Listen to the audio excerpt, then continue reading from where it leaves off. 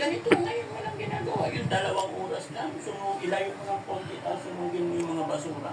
O yung mga plastic, sunugin, ibaon na lang. Ay, hindi susunugin pala kasi maaamoy ng baby. Ha? Sige, sige. Maraming salamat po. So, anong bibilhin mo ngayon? Ibili mo na ngayon, ha? Bilhin po ako ng bigas ko, kaya pa ng bata. Tapos ulam. Yung ulam pa, bili ka ng maganda-gandang ulam para sa asawa mo, para magkaroon ng laman yung didi. Tapa mo yung didi mo, be. Oo, magalangawin. Yeah. Okay? Ha? Inject? Anong inject? In-injectan ka lang. Paano yung inject? Akala ko pinalaygit mo na. Hindi po, pwede na lang po kasi napabunahan lang. Binakunahan na. So habang buhay na yun, hindi na siya mabubuntis.